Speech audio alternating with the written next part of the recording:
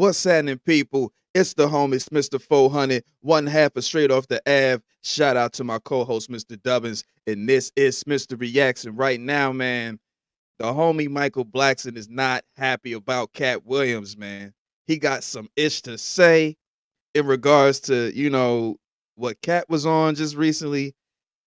Man, we gonna get right into this, man. We gonna get right into this because I'm interested in knowing what he finna say, man. This dude is hilarious. I had the pleasure of opening up for him years ago when he came to my city. Very hilarious, very genuine dude. Let's get it popping.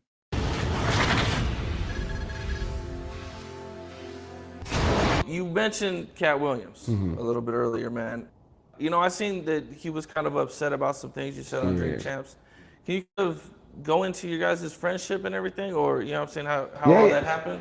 You know what? I mean, I'm not gonna say me and Katt been like, best friends or we're friends, but we're more like always been like associates. Like, the thing with comedy, we all one big family, because we all know the struggles we all went through. You know what I mean? And whenever we see each other, it's like a bunch of brothers hanging out. And we all have respect for each other.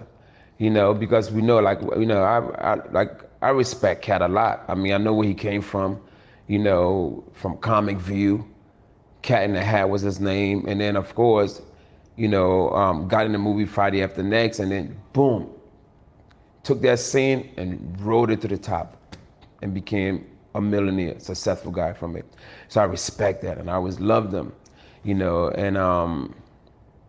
I know he feels the same about me.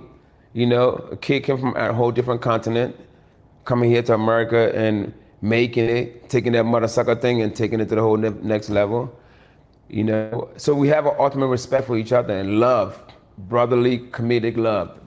There's not much hate in comedy. If it is, it's just been more like in the last 5-6 years. But prior to then, man, we saw each other with like, when we see each other, we start thinking about each other's jokes and we start laughing right away because we knew, what we talked about.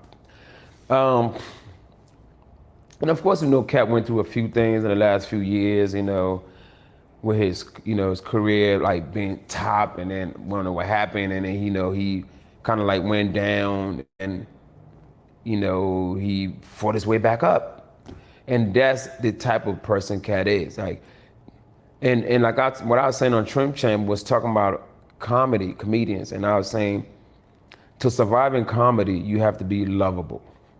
Motherfuckers have to love you. The guy, and Katt, I said Katt is one of the most lovable comedians in the world. And what I meant to say on the interview was, I meant to say, I don't give a how much crack I think that smoke. He's the most lovable. But instead I said, I don't care how much crack he smoked. And I've never seen Katt smoke no goddamn crack. But I was hoping he wasn't going to take it personal, because even Noriega hit me up after that whole thing came out about me mentioning Katt, and he didn't even remember. Like, he said, when did this happen? Because I mentioned I was on Drink Champ and I'm this interview, and he hit me up like, he DM'd me like, hey Mike, what did you say on there that I missed? That's how much that's how much of a love I was saying. That's how I wasn't even insulting this guy. It was more giving him his props. You know what I mean? And that's how he didn't remember that, because he would have, if he thought I was an insult, Noriega would have been like, can you elaborate on what you said about that? But nobody on set noted it as an insult. I thought it was a compliment. I didn't even know there was a problem after it aired, and I got a call from a mutual friend that's friends with him and friends with me, and it's like, hey, Katt's mad at you. I was like, huh, what'd I do? I didn't even know what I did. He said, you said he was a crackhead? I'm like, what did I say he's a crackhead? I said, let me look at, what did I say he's a crackhead?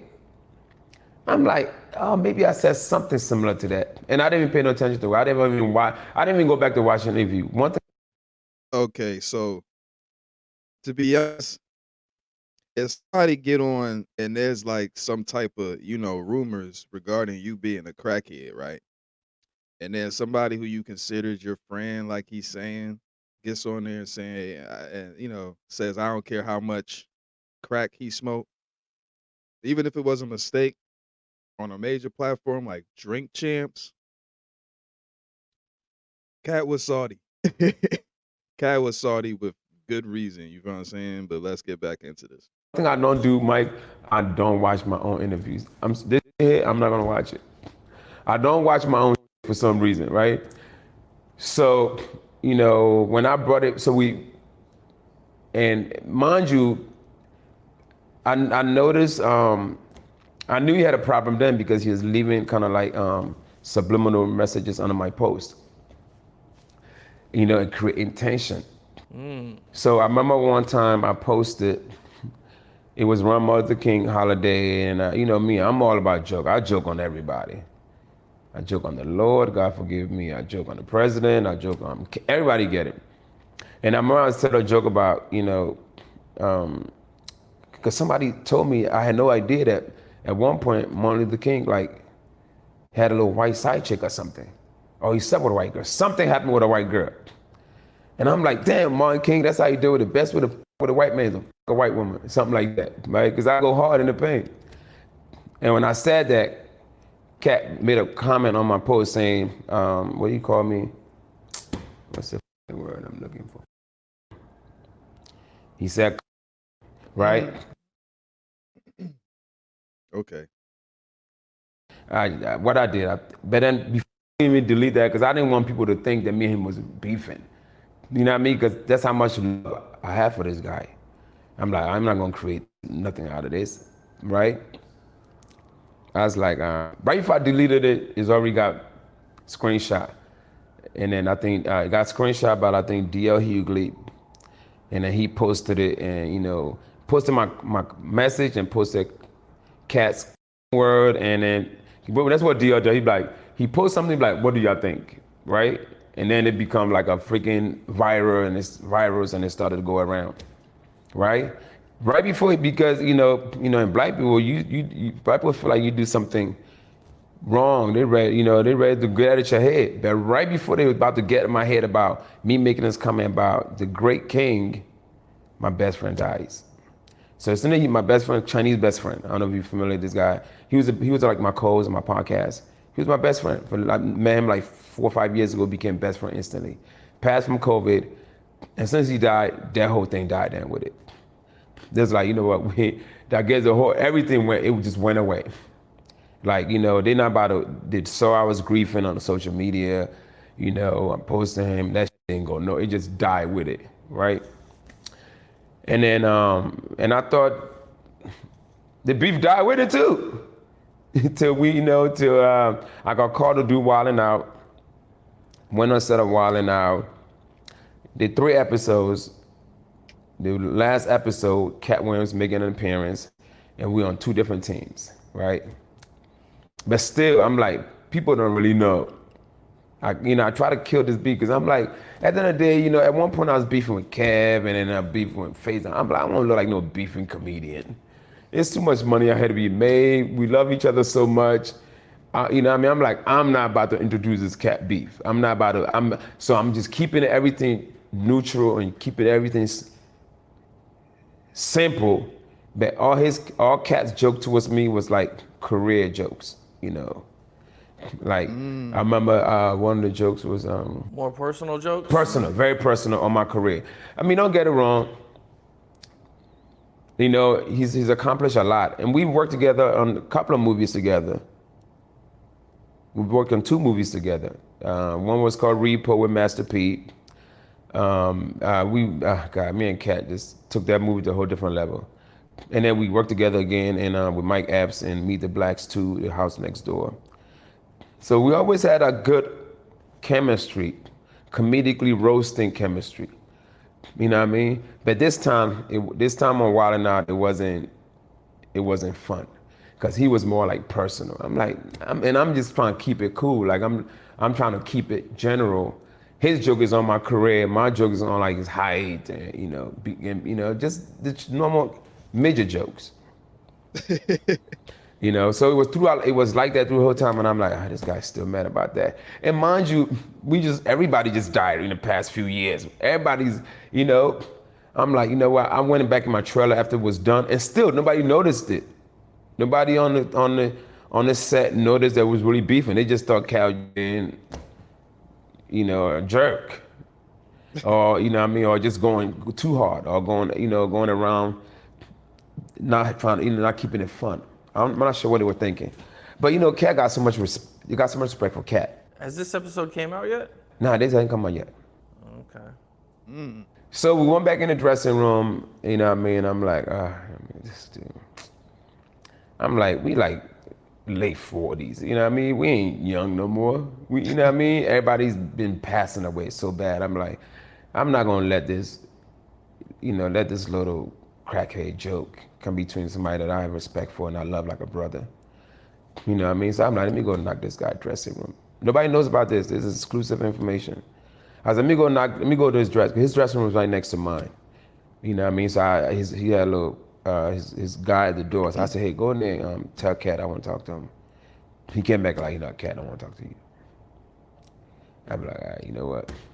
I'm going to take it to my best friend, social media.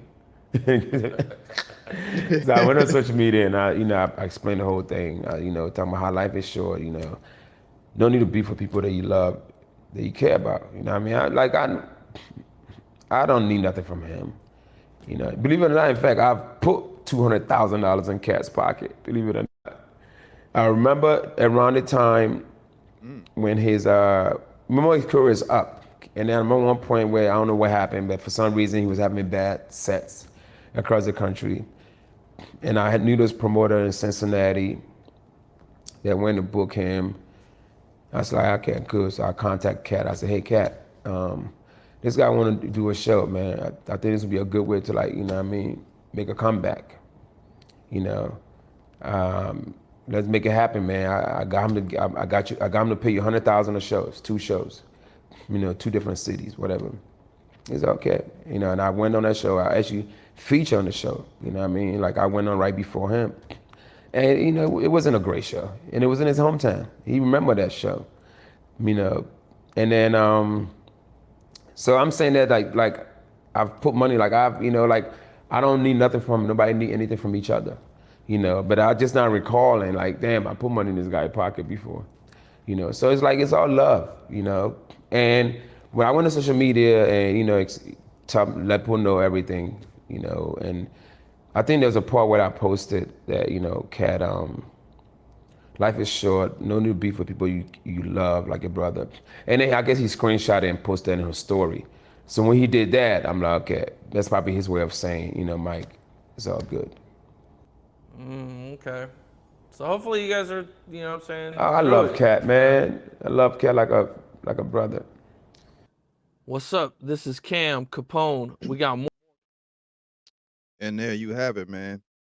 Yeah, I could see how initially Katt would have a problem if homie was saying like, about I don't know how much crack he was smoking. You feel what I'm saying? Even if he was saying it in a joking way, he was at one of his lowest points. Everybody was putting him in the tabloids. You feel what I'm saying? He was getting booked left and right.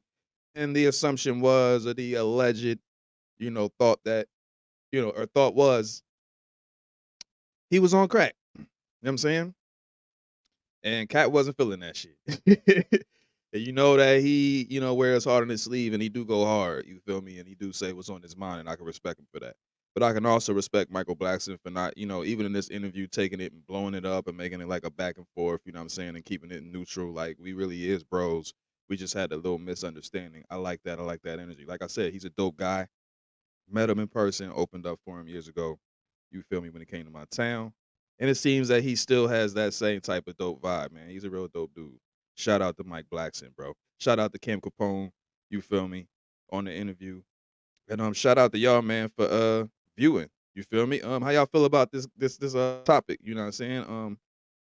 You think Katt was wrong? Sound off in the comments, man. Like, share, comment, subscribe. This has been Smitster Reacts. I'm out. Owie.